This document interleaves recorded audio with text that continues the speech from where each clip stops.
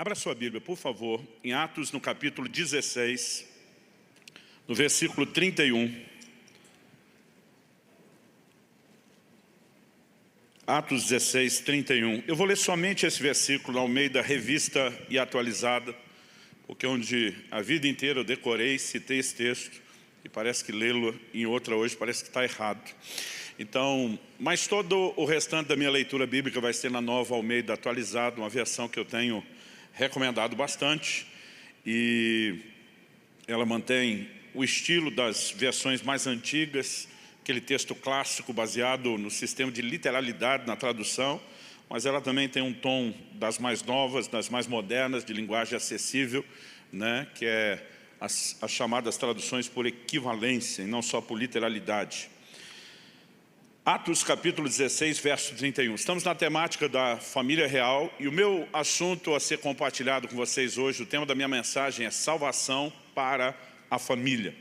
O texto sagrado diz assim: responderam-lhe: crê no Senhor Jesus e será salvo tu e tua casa. Você pode repetir isso comigo? Diga: crê no Senhor Jesus e serás salvo tu e tua casa. Bom, que há um projeto divino para abençoar as famílias, isso é incontestável. Embora a gente sempre reconheça que salvação é uma experiência individual, o plano e o projeto de Deus envolve as famílias. Quando Deus fala para Abraão: em ti serão benditas todas as famílias da terra. Paulo pega essa frase na carta aos Gálatas, ele diz que Deus pré-anunciou o evangelho a Abraão com essa frase. Ou seja, através de você ou da sua linhagem, da linhagem de Abraão viria o Cristo. A Bíblia diz que todas as famílias da terra seriam abençoadas, porque Deus pensa em termos de família. No entanto, nós não podemos negar que o plano e o projeto de Deus, né, quando falamos a respeito de salvação, seja sempre de aplicação individual.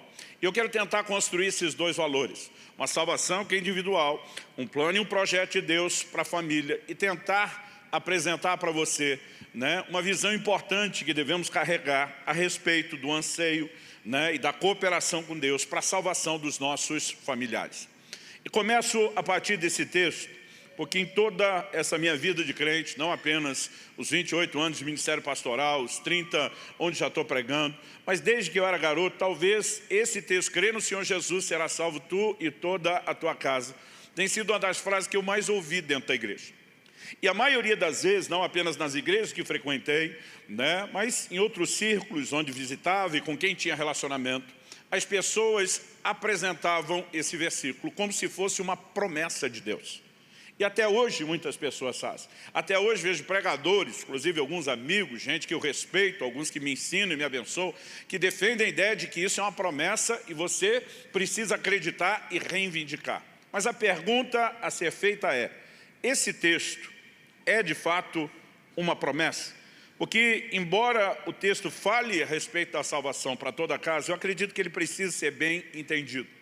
Quando o texto é recebido e abraçado por alguns como uma promessa que não apenas estimula a fé, mas o estimula na sua responsabilidade, eu não vejo muito problema. E durante muito tempo eu preferia nem discutir muito o assunto se era ou não uma promessa, conquanto que mantivesse a pessoa naquela dinâmica de acreditar que Deus vai fazer algo pela sua família e que ela se envolvesse no processo.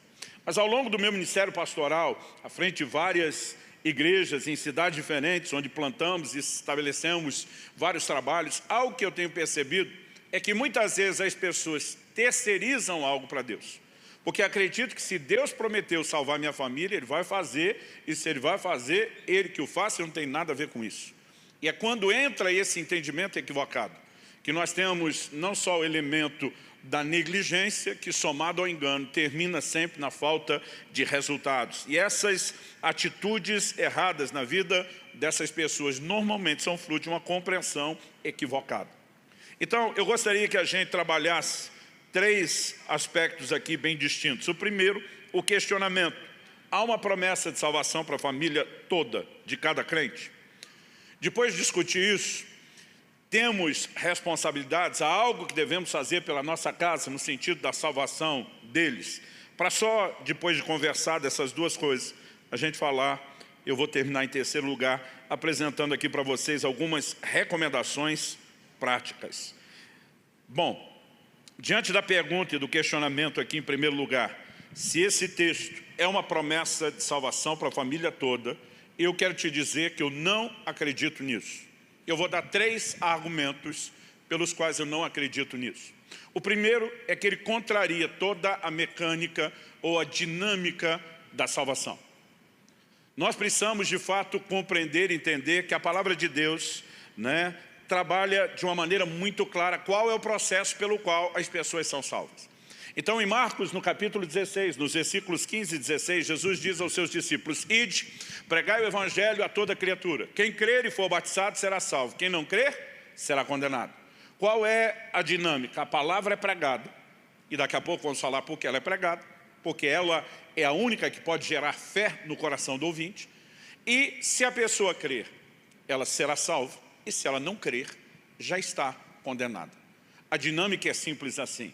Agora, não faz sentido eu acreditar que porque eu abracei a fé, e Deus prometeu salvar a família dos que abraçam a fé, então, independente dos meus familiares crerem ou não, ouvirem ou não o evangelho, corresponderem ou não, eles estão salvos porque pegaram carona na minha fé e na promessa que eu tinha.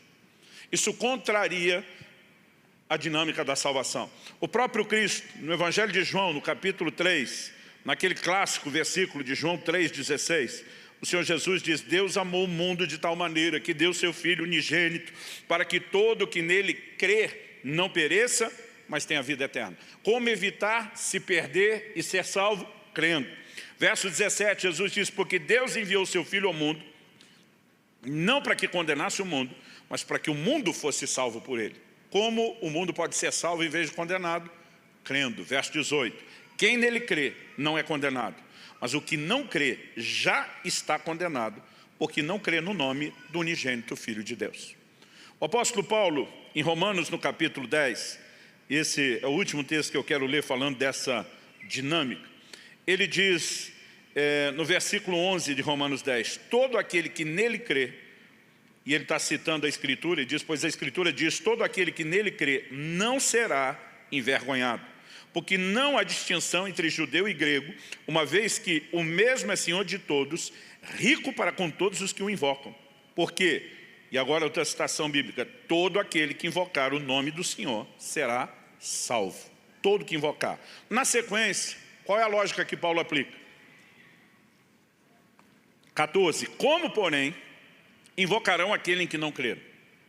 Ou seja, se para ser salvo tem que invocar o nome do Senhor, como é que eles vão invocar se primeiro não crerem? Depois que ele pergunta isso, ele pergunta: e como crerão naquele de quem nada ouviram? Porque se para ser salvo tem que invocar, para invocar tem que crer, para crer tem que ouvir.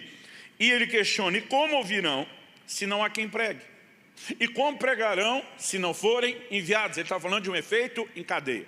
Ou seja, para que alguém termine invocando o nome do Senhor, o que o leva a ser salvo, ele precisa crer. Para crer tem que ouvir a palavra, para ouvir a palavra tem que ser pregada, e para que a palavra esteja sendo pregada, os crentes precisam ser enviados e mobilizados para essa tarefa, para essa missão, ou a grande comissão que temos de levar o evangelho a todos.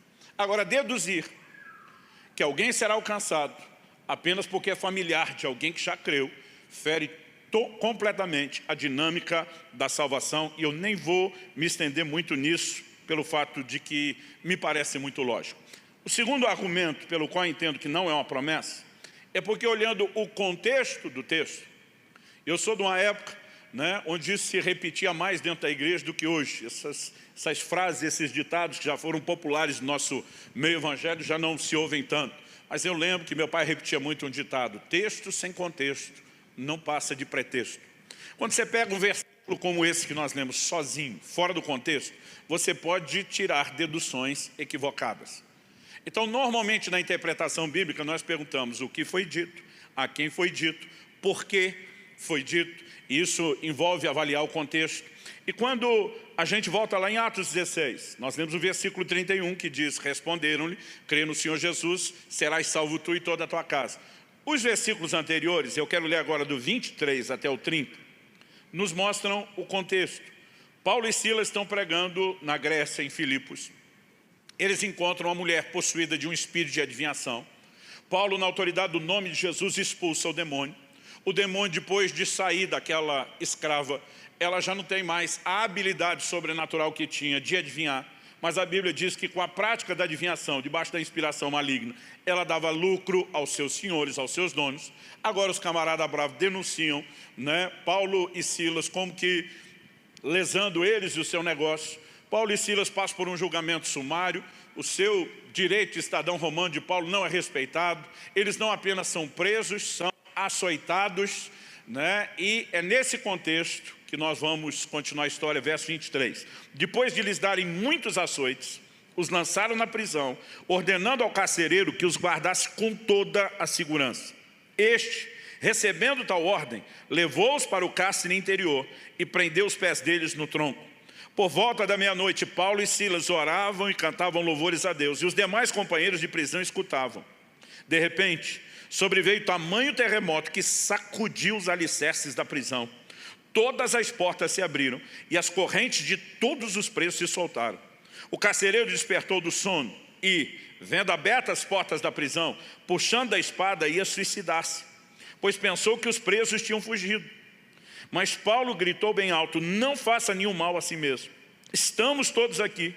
Então o carcereiro, tendo pedido uma luz, entrou correndo e, trêmulo, prostrou-se diante de Paulo e Silas. Depois, trazendo-os para fora, disse: senhores, que devo fazer para que seja salvo? Então vamos pensar no pacote. É diante dessa pergunta, que devo fazer para que seja salvo, de uma pessoa, dentro de um contexto, que Paulo e Silas agora respondem para ele: crê no Senhor Jesus e será salvo tu e toda a tua casa. Não creio que o que Paulo está falando aqui se aplica de forma genérica a todo e qualquer cristão, em todo e qualquer lugar. Eu creio que é uma resposta pessoal.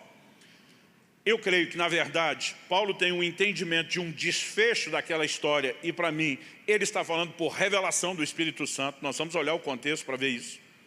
E aquilo que ele tem uma revelação de Deus específica para essa pessoa não é necessariamente o plano de Deus que se repete para toda e qualquer outra pessoa. Um exemplo antes de avaliarmos esse contexto. Em Atos 27, 26, a Bíblia diz que Paulo estava num navio cujo destino era Roma. Ele apelou para ser julgado por César em Roma, estava sendo transferido para lá com muitos outros presos. O navio acaba naufragando, eles vão parar na ilha de Malta. Nesse processo, Paulo se levanta quando o navio está para ir a pique e diz: o anjo do Deus a quem eu sirvo esteve comigo, e diz: nenhum de nós vai se perder nesse processo. No final, depois de compartilhar a revelação que ele teve, ele termina dizendo assim: é necessário, porém, que vamos dar numa ilha. Quando a gente vê a revelação de Paulo, é uma revelação para aquele grupo, daquela viagem, daquela época. Não é uma revelação para todo crente em qualquer lugar. Não há uma promessa de que nenhum de nós, se naufragar, não vai morrer porque vai achar uma ilha no meio do caminho. Não é algo que se aplica genericamente a todo mundo. Aliás, ao longo da história, nós temos muitos cristãos que morreram num naufrágio sem encontrar nenhuma ilha, porque eles não carregavam uma promessa de intervenção específica, como a revelação que Paulo teve só para aquele grupo. Por que eu entendo que Paulo está falando com esse carcereiro debaixo de revelação? Bom, a Bíblia diz que lá pela meia-noite, eles oravam e cantavam louvores a Deus. Meia-noite hoje é um horário que alguns ainda não foram dormir, mas naquela época era metade da noite mesmo. Me parece, a Bíblia diz que o carcereiro acorda com o terremoto, então os presos estão mais perto, estão ouvindo, mas o carcereiro estava dormindo. Quando veio o terremoto e abre as portas da prisão, rompe as cadeias de todos, esse homem fica desesperado, e aí você vai ter que entender algo que era um elemento cultural dentro do Império Romano. Um guardião de presos responderia com a própria vida no caso dos presos fugirem. Quando ele acorda com o terremoto, com tudo chacoalhando, vê aquelas portas escancaradas e imagina que todo mundo fugiu, ele já sabe que ele vai responder com a vida.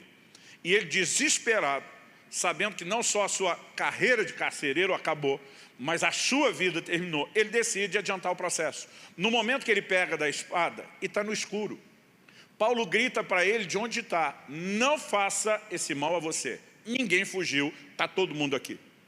Esse camarada chega tremendo. Como é que Paulo sabe o que esse camarada, em outro ambiente, está para fazer?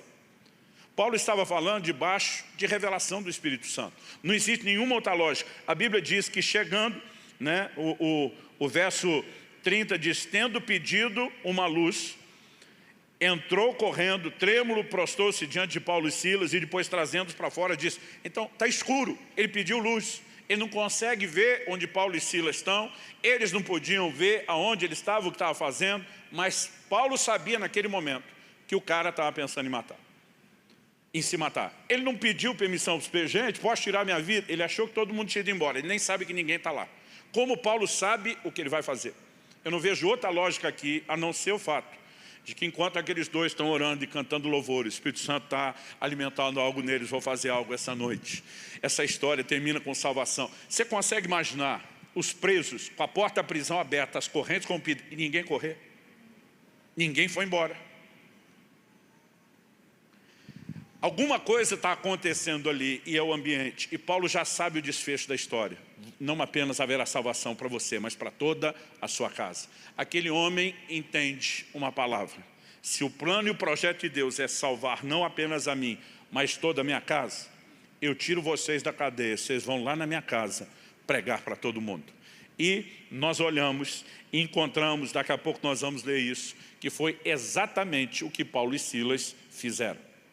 De modo que o que eu e você precisamos compreender é a responsabilidade que temos de, se queremos salvação para a nossa casa, levar o Evangelho a eles e não esperar sentado de braço cruzado, imaginando que Deus tem uma promessa, então que faça a ele. Quem está entendendo aí, diga amém. Terceiro argumento. Primeiro, contra a mecânica e a dinâmica da salvação. A segunda razão pela qual eu creio que não há promessa, porque se tratava de uma palavra pessoal. E a terceira e última, que para mim essa é incontestável, é que nós temos textos e declarações, tanto de Jesus como do próprio Paulo, contrárias à ideia de que essa era uma promessa. Olha o que Jesus diz em Lucas capítulo 12, do verso 51 ao 53. Vocês pensam que vim para trazer paz à terra? Eu afirmo a vocês que não. Pelo contrário, vim trazer divisão. Porque daqui em diante estarão 5 divididos numa casa. 3 contra 2, 2 contra 3. Estarão divididos pai contra filho, filho contra pai, mãe contra filha, filha contra mãe, sogra contra nora e nora contra sogra. É lógico que nós precisamos entender o que Jesus está falando. Quando ele está dizendo, não vim trazer paz, vim trazer divisão, isso não é uma contradição de quando ele diz, a minha paz vos dou. Quando Jesus diz, minha paz vos dou, ele está falando de paz interior, não circunstancial.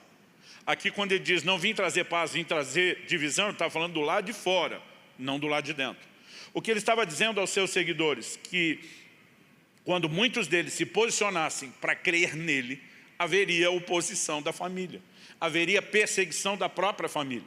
Agora, se o próprio Jesus, o verbo encarnado, tivesse conhecimento de uma promessa de que quando um crê, todo mundo vai crer, então ele não poderia dizer que veio trazer divisão para aquela casa, que haveria perseguição e oposição. Ele deveria dizer, olha, mas fica tranquilo, porque agora você está debaixo de uma promessa e todo mundo lá vai ser salvo. Não é esse o argumento. Paulo, em 1 Coríntios, no capítulo 7, ele diz assim, no verso 16, pois você, ó mulher, como sabe se salvará o seu marido? Ou você, ó marido, como sabe se salvará sua mulher?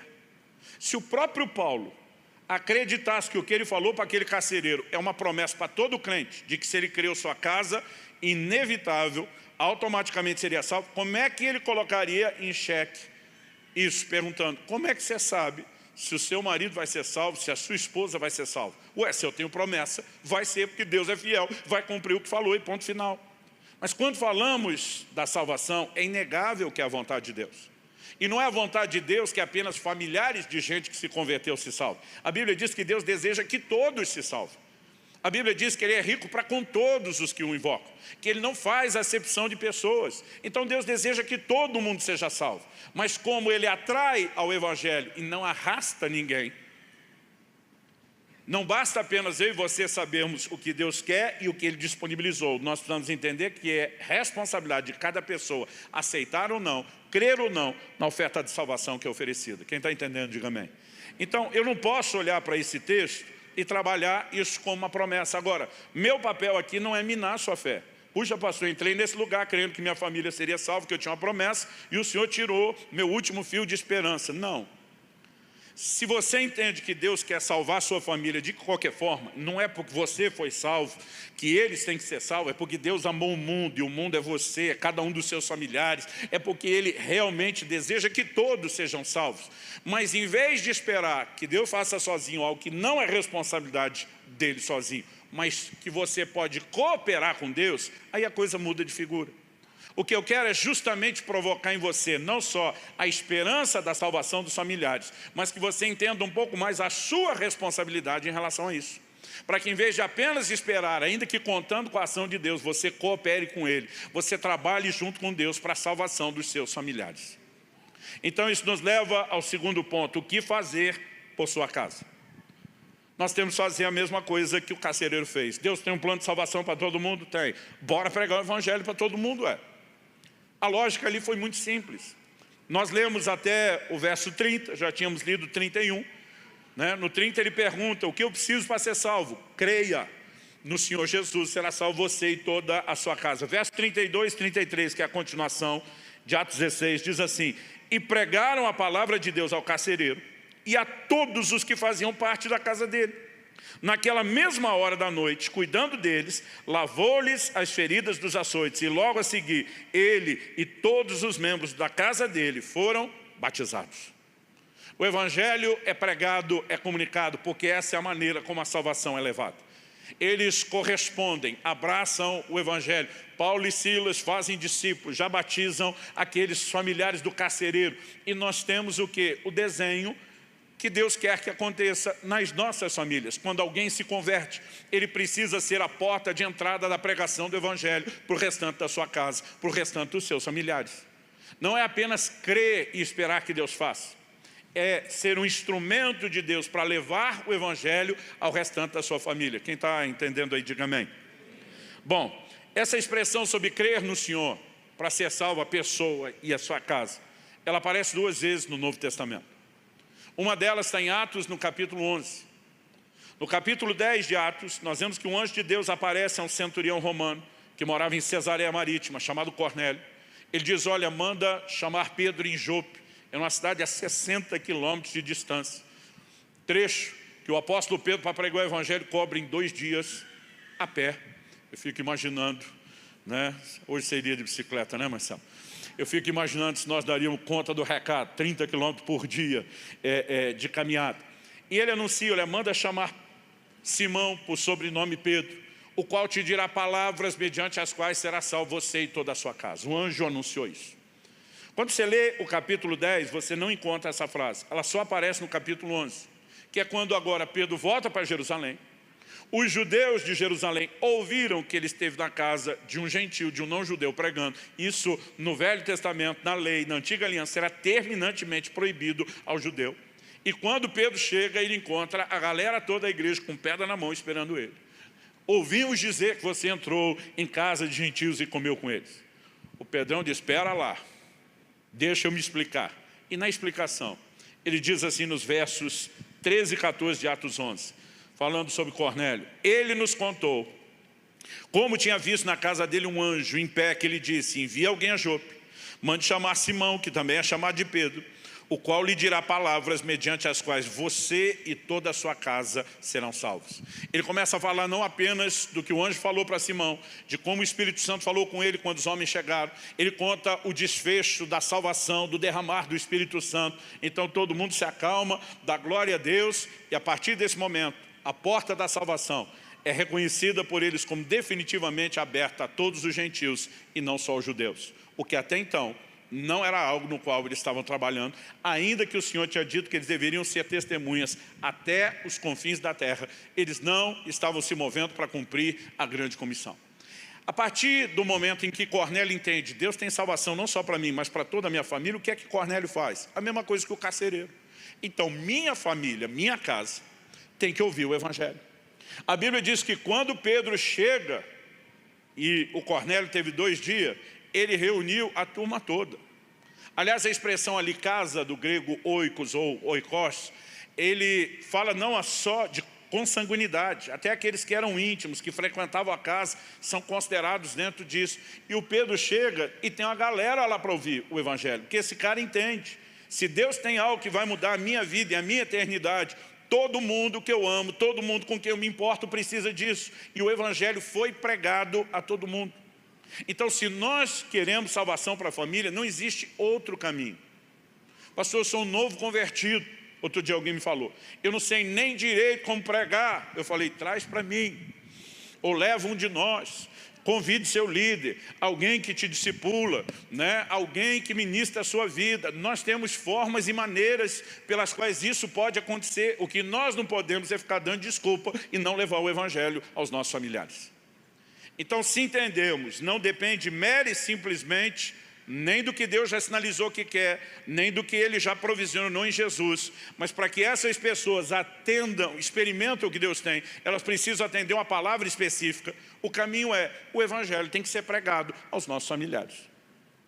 Então, quando a gente simplifica e entender há uma vontade de Deus, mas não uma promessa que faz com que alguém automaticamente seja salvo só porque é meu familiar.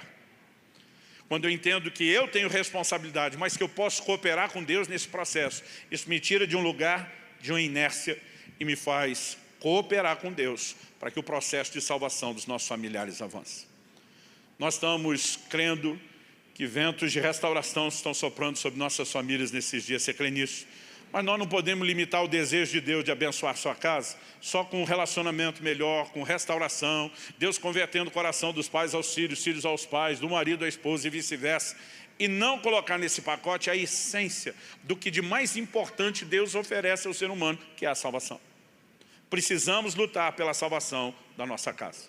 Então, entendido que não é uma promessa que vai ter cumprimento automático na vida dos meus familiares só porque eu criei, mas que a gente então tem responsabilidade de cooperar com Deus, porque Ele quer levar a salvação a todos.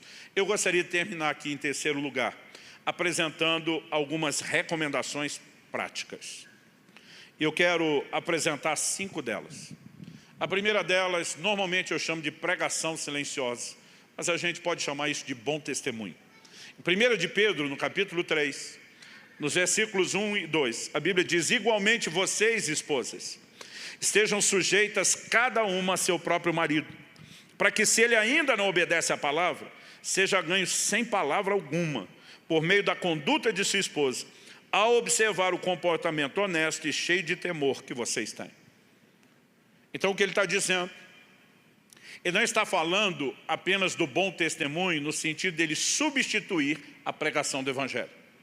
Aqui nós não temos uma coisa que concorra com a pregação do Evangelho.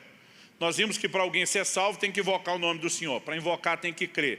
Para crer tem que ouvir a palavra que tem que ser pregada. Eu me lembro que há um tempo atrás, acho que uns 2 anos atrás, eu fiz um post falando da importância do bom testemunho com esse versículo. Citando exatamente esse versículo. E as pessoas, principalmente aqueles crentes que acreditam que têm um chamado para causar, eles começam a fazer um alvoroço, você fica tentando entender por quê. Né? Onde já se viu, a Bíblia manda pregar o Evangelho. Eu falei, a mesma Bíblia às vezes manda você fechar sua boca e convencer pelo testemunho. Não é uma contradição, nem uma substituição, é um complemento. Ou seja, uma coisa não concorre com a outra. Ela, na verdade, coopera, fortalece. Ou como dizia a geração de meus pais, e às vezes eu fico tentando achar uma chance de gastar o vocabulário, corrobora. É bonito, corrobora, não é, gente? Fortalece.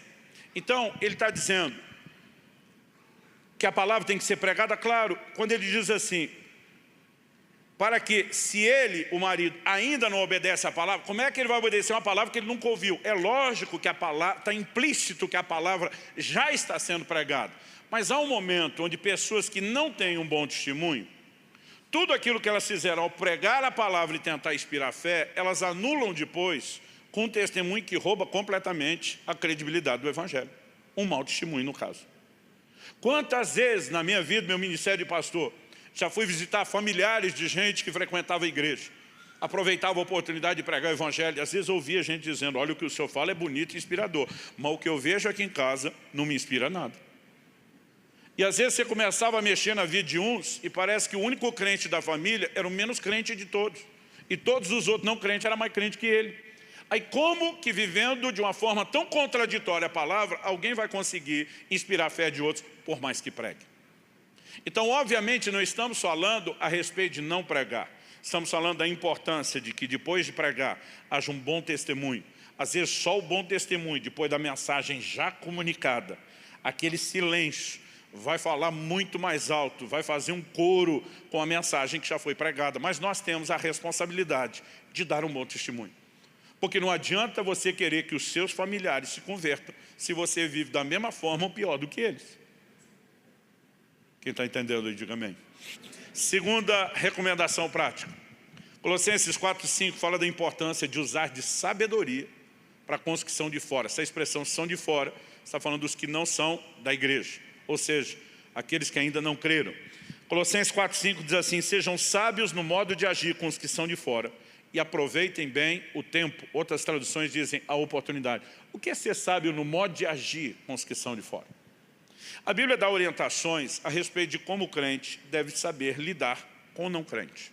Uma delas, em 1 Coríntios, no capítulo 14, o apóstolo Paulo diz assim: se entrar um incrédulo no meio de vocês e todos vocês passarem a orar em línguas, ele vai dizer que vocês estão loucos.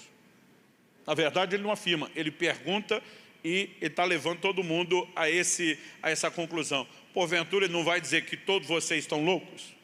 Gente, primeira vez que eu vi alguém orando em línguas, e isso que eu era crente, mas não conhecia aquilo, já foi assustador, imagina um não crente.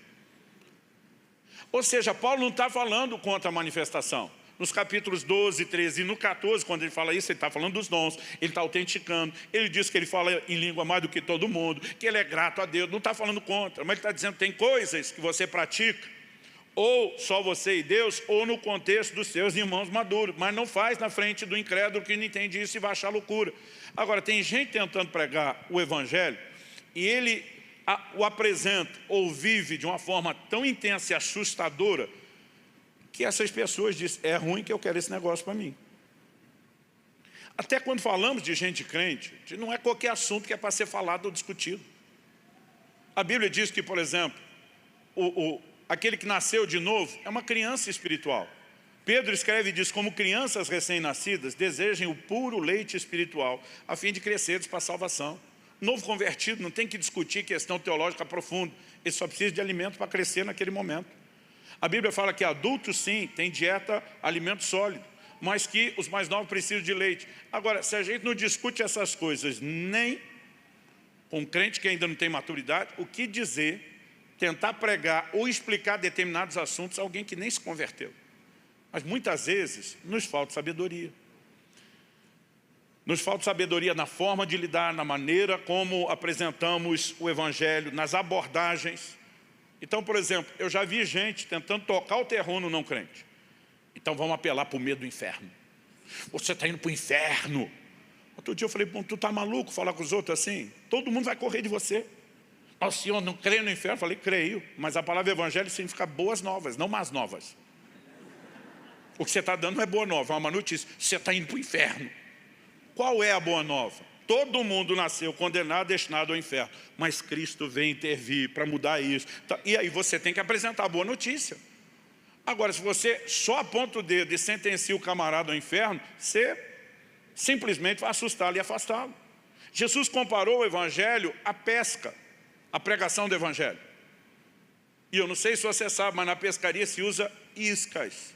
São atrativos, né? Paulo diz: eu me fiz de judeu para pregar aos judeus, eu me fiz como alguém sem lei para pregar aos que estão sem lei, eu me fiz de fraco para ganhar os fracos. O que ele estava dizendo? Eu uso de sabedoria, eu crio as conexões necessárias com cada grupo para poder apresentar o evangelho com sabedoria. Agora, se nós não temos, eu vejo gente que ele já começa tentando tirar tudo que o pobre coitado do pecador tem. O negócio é o seguinte: você precisa de Jesus, senão você vai para o inferno. Vai para andar com Jesus. Pode abandonar, né, a sua bebidazinha, o seu cigarrozinho, o seu baseadinho, esquece a baladinha. O cara já não tem mais nada, só tem aquilo. E ele começa tentando tirar tudo. Como é que você acha que a pessoa vai reagir? Quando eu era garoto, pré-adolescente, eu lembro de um cachorro que nós tínhamos lá em casa, e que às vezes a gente dava uns pedaços de osso, a gente não conseguia mais tirar. E toda tentativa de tirar, ele avançava. Gente, a hora que aquele osso estava velho, fazendo aniversário, uma coisa nojenta. Eu lembro de um dia, tentei uma manobra rápida para pegar e o cachorro avançou. Agora, se você jogar um bifão de carne, a troca fica bem mais fácil. Muitas vezes, antes de tirar o que o pobre coitado tem, nós só precisamos oferecer algo melhor, que seja tão atrativo, tão fascinante, que ele diz, não preciso mais disso. Quem está entendendo, diga amém. Quando a gente compreende a necessidade de usar de sabedoria, então, não se trata só de comunicar o Evangelho, mas de como nós vamos fazer isso. Terceiro lugar, não desistir dos seus. Antes de Paulo dizer, como sabes, ó marido, se salvarás a sua esposa e vice-versa, tratando o assunto como uma incógnita, como algo que não é certo, nos versículos 12 e 13, e aqui Paulo estava abordando o assunto de casamento, divórcio, no verso 12 e 13 ele diz assim, aos outros digo eu, não senhor, se algum irmão estiver casado com uma mulher não crente, e essa concorda em morar com ele, não se divorcie dela. E se uma mulher estiver casada com um homem não crente, e esse concorda em viver com ela, que ela não se divorcie do marido. O que é que Paulo estava dizendo? Olha, se você se converteu, mas o seu cônjuge com quem você vive não, você não tem um motivo para abandoná-lo porque ele não abraçou a sua fé. Qual é o motivo para não abandoná-lo? A mesma esperança que Pedro aborda em 1 de Pedro 3. Mulheres, sejam submissas ao seu marido, para que se eles ainda não obedecem à palavra. Esse ainda eu acho fantástico. Não converteu ainda, mas tem possibilidade de converter. Né? É o que? É aquela esperança de poder produzir resultado. Não houve resultado imediato, mas pode ser que haja no futuro. Outro dia alguém falou, mas eu não sei se ele será salvo. Eu falei, também não sabe se não será? Por que você quer só pegar a possibilidade de que não seja? Nós precisamos ter essa capacidade de olhar para os familiares e dizer, nós vamos lutar por eles. Irmão, você acha que quando Saulo estava no auge da perseguição à igreja, alguém olhava para ele como um candidato potencial a ser o grande apóstolo dos gentios? Ninguém enxergava isso nele. Mas porque Jesus mandou orar pelos que perseguem, talvez ele foi uma das pessoas que mais recebeu oração no início da história da igreja. Mas ninguém necessariamente tinha aquela expectativa. Deus pode mudar a história das pessoas de uma forma impressionante. Gente que está dura hoje pode amolecer ao Evangelho amanhã. Como infelizmente a gente está aberta hoje, pode endurecer amanhã. Então nós precisamos ter esse posicionamento de esperança, ter o bom testemunho, usar de sabedoria e não desistir. Não converteu ainda, mas pode converter. E se não converter ano que vem pode ser o outro. Se não converter o outro, pode ser o outro. Um dia uma pessoa desabafou e falou para mim e para minha esposa, pastor, eu acho que Deus não quer salvar meu marido. Eu falei, por que não? Ela falou, já faz mais de 3 anos que eu estou orando. Ela falou, vai conversar com Dona Lúcia.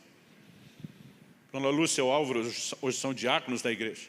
Hoje perguntei para ela no primeiro culto aqui, quanto tempo mesmo a senhora orou pela conversão do seu Álvaro? Ela disse, 32 anos. Então depois quando você estiver com 33, me procura para ver se vale a pena desanimar. Por enquanto, há esperança. Quem está entendendo, diga amém. Então não vim aqui minar a sua fé quando eu falo que não há promessa. Independente de você ter uma promessa especificamente para a sua casa, Deus deseja que todos se salvem, inclusive a sua casa. Isso basta para que a gente coopere com eles. E nesse processo, além de dar o bom testemunho, além de usar de sabedoria, além de não desistir deles, em quarto lugar, eu quero destacar a importância de oração por salvação. Em primeira carta de Paulo a Timóteo, no capítulo 2, do versículo 1 ao 6, nós lemos assim, antes de tudo. Você sabe o que significa essa expressão no grego, antes de tudo? Significa antes de tudo. Prioridade zero. Às vezes a gente fica esperando uma coisa diferente, em vez de ser só o que está lá, né? Prioridade zero, antes de qualquer outra coisa. Façam súplicas, orações, intercessões e ações de graça em favor de todas as pessoas, o que inclui seus familiares não convertidos. Orem a favor dos reis e de todos os que exercem autoridade, para que vivamos vida mansa e tranquila, com toda piedade e respeito. Então agora eu falo de orar por todos e também especificamente por autoridade. Por que eu oro por todos e também pelas autoridades? Ele diz, isso é bom e aceitável diante de Deus, nosso Salvador, que deseja que todos sejam salvos e cheguem ao pleno conhecimento da verdade. Porque há um só Deus e um só mediador entre Deus e a humanidade, Cristo Jesus, homem, que deu a si mesmo em resgate por todos, testemunho que se deve dar em todos os tempos. Eu não acredito no que alguns pregam sobre uma expiação limitada, que Deus predestinou alguns para a salvação, outros para a perdição. Isso é absurdamente contraditório a todas as declarações explícitas de que Deus quer salvar a todos. O desejo de Deus é que a salvação se estenda a todos, mas a Bíblia está dizendo que nós devemos orar para cooperar com a vontade de Deus, com o plano de Deus. Nós não conseguimos esgotar o mistério por trás de por que a oração está conectada ao cumprimento da vontade de Deus. A gente pode dar diversas explicações, mas é um mistério tão profundo e rico que eu não ousaria dizer que a gente tem a capacidade de desvendar. Mas Jesus nos ensinou a orar: venha o teu reino, seja feita a tua vontade. Ou seja, o Deus que quer estabelecer o seu reino também quer que a gente clame pelo estabelecimento do reino. O Deus tem uma vontade a ser executada, espera que nós oremos para que essa vontade seja cumprida. A verdade é que o homem coopera com Deus e o avanço do reino de Deus na terra por meio da oração. E nós devemos orar por todos, incluindo os nossos familiares, porque Deus deseja que eles sejam salvos. Se não existe cooperação nenhuma entre a oração e a chegada à salvação, por que teríamos uma instrução como essa? Agora, o que a gente precisa entender, e aqui eu vou apresentar isso de forma muito resumida, se você tem familiares não crentes e quer orar por eles, eu te aconselho, em algum momento, se você não ouviu falar sobre isso ainda, achar lá na internet uma mensagem minha chamada Intercessão para a Salvação. A gente só faz a conexão entre o que é a oração para a salvação e como especificamente devemos orar. Mas o que eu quero apresentar aqui é que esse tipo de oração não é só chegar diante de Deus e dizer: Deus, salva fulano. Eu lembro de uma reunião de oração que eu estava e vi alguém que tinha aquele peso pela salvação da sua família. Mas ele ficava diante de Deus dizendo assim: meu Deus, salva fulano, salva Beltrano, salva meu tio, né? Salva minha tia. Não é pedir para Deus salvar, Deus já quer salvar, não só quer, Ele já fez tudo para a salvação deles.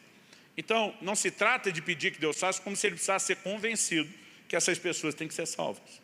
Nem que elas precisem de salvação ou que Ele precise ser convencido a querer salvá-los. Aonde a oração entra?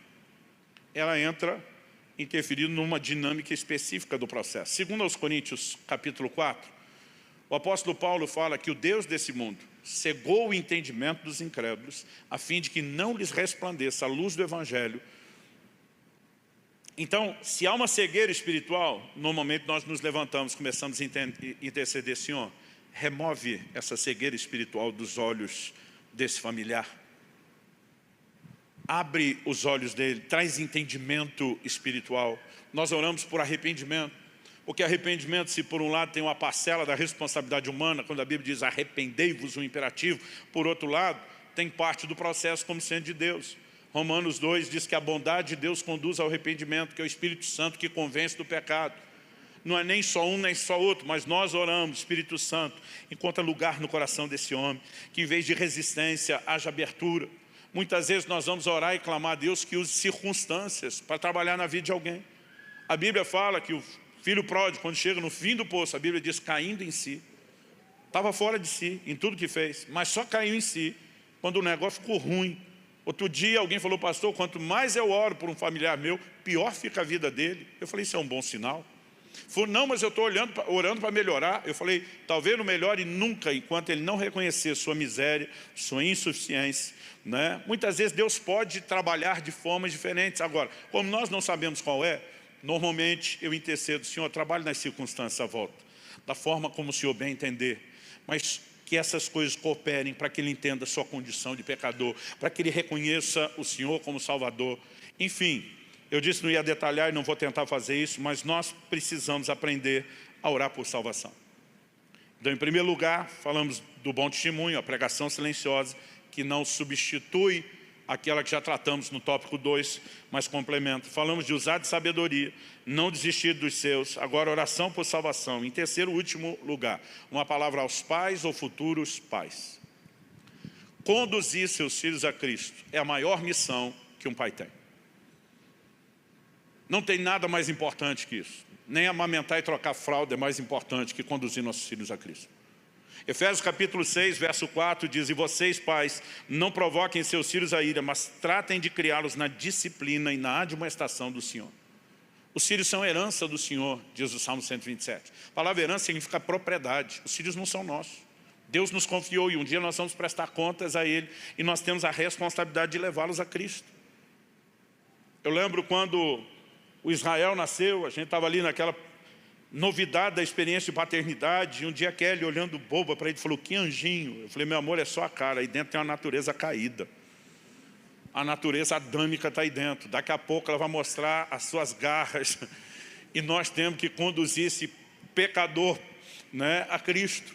Nós não podemos olhar de outra forma. Falei, o efeito da árvore do conhecimento do bem e do mal ainda não fez efeito aqui, né, no sentido de ser externalizado, mas está agindo aí dentro. E nós precisamos levá-los a Cristo. É assim que nós temos que olhar para os nossos filhos. Tem muito pai terceirizando a educação cristã. Não, já trago ele no culto e levo no ministério infantil. Meu irmão, o mundo bombardeia os seus filhos todo dia, o tempo todo. Você acha que trouxe uma vez na igreja e não conversa, não ministra a vida dele, que as coisas vão se encaminhar sozinho. Muita ingenuidade da sua parte. Eu lembro quando meus filhos eram pequenos, às vezes as pessoas falavam, que isso, pastor, vocês estão fazendo uma lavagem na cabeça das crianças. Eu falei, e você quer que eu deixe o mundo fazer a lavagem primeiro? Você está louco? Era Jesus neles o tempo todo. Eles ainda nem entendiam as coisas que a gente ministrava. Minha esposa, como pedagoga, ela ama essa área de educação. Eu lembro que assim, tanto o Israel como a Alice, eles eram bebezinhos. Ela ficava apresentando as cores, verde, azul, amarelo. Eu dizia, meu amor, essa criança acho que não deve estar nem enxergando direito ainda. Você acha que ela vai assimilar a cor? E aquela dizia assim, em algum momento, quando começar, nós já temos a rotina de ensino. Eu, para tirar onda com ela, meu lado gaiato, eu muitas vezes quando estava, eu lembro principalmente isso aconteceu com Israel o primeiro pobrezinho, sempre a cobaia. Eu estava com ele no colo, ele tinha mais ou menos uns 6 meses. As pessoas quando vinham assim, brincar, fazer uma gracinha, pedir pegar no colo. E eu dizia, filho, fala paralelepípedo. As pessoas olhavam assustadas, tipo assim, o menino já fala? Nem papai e mamãe falavam.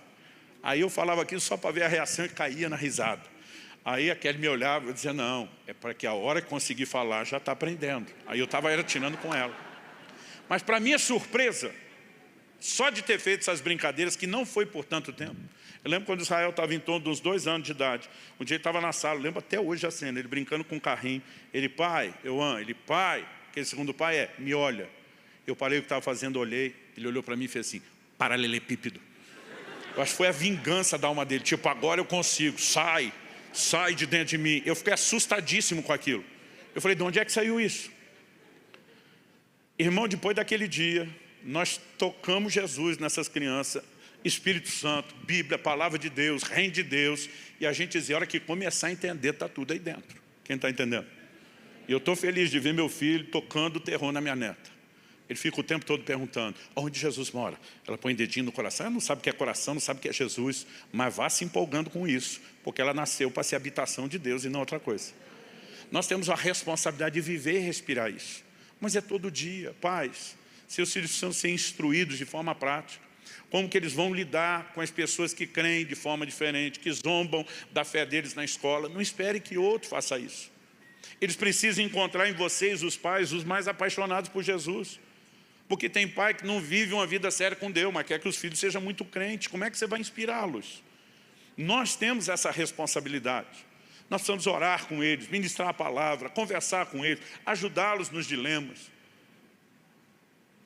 E se nós tivermos esse olho, porque os filhos, falando de familiares que precisam ser salvos, principalmente esses, alguns de vocês se converteram, os filhos já eram criados. Aí nós estamos falando de outros crescidos. Estamos falando de outra história. Mas principalmente nós temos o privilégio de colocar todas as marcas. Nós não podemos desperdiçar isso. Não adianta formar bons cidadãos para a sociedade, que no final das contas não sejam cidadãos do céu. É nossa responsabilidade conduzi-los a Cristo. Você recebe essa palavra em nome de Jesus? Vamos ficar em pé. Gostaria que nós terminássemos orando pelas nossas casas. Precisamos manter essa visão de que é um projeto de Deus para toda a família, embora a apropriação da salvação seja individual. Há um plano e um projeto de Deus de salvação para todas as pessoas. E isso inclui e não exclui a nossa família. No entanto, não se trata de uma promessa de cumprimento automático, e sim de uma sinalização de um propósito no qual eu e você temos que interagir com Deus. Em essência, O Evangelho tem que alcançá-los. Mas nesse processo, nós podemos cooperar e não atrapalhar. E quando vivemos o bom testemunho, estamos cooperando e não atrapalhando. Quando usamos de sabedoria, estamos cooperando e não atrapalhando. Quando não desistimos deles, ainda que não haja resultados imediatos, estamos cooperando em vez de atrapalhar. Quando oramos por eles, estamos cooperando. E principalmente, quando temos esse olhar e dedicação aos filhos, né? Isso também é cooperar com Deus, porque a negligência seria o contrário, atrapalhar. Uma palavra específica agora aos homens, aos líderes de casa.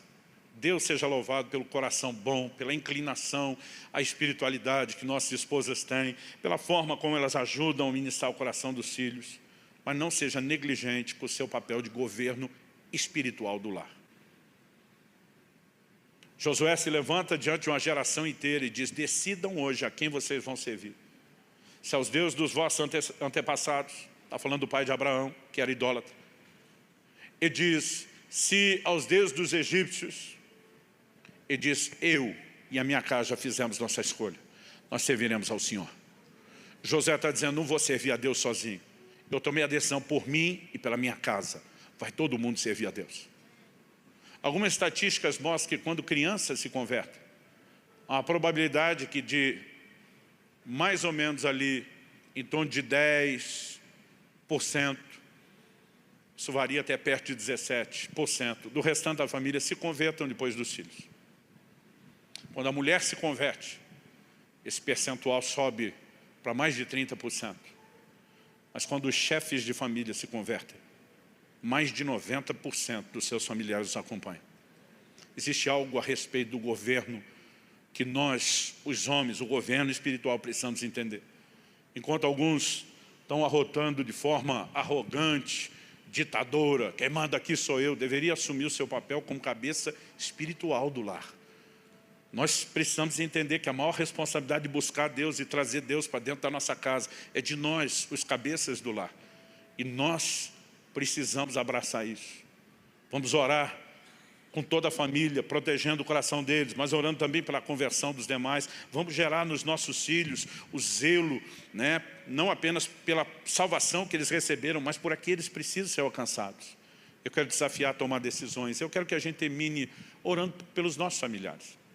Talvez o seu núcleo familiar, pai, mãe, filho, já esteja ali todo mundo convertido. Glória a Deus por isso.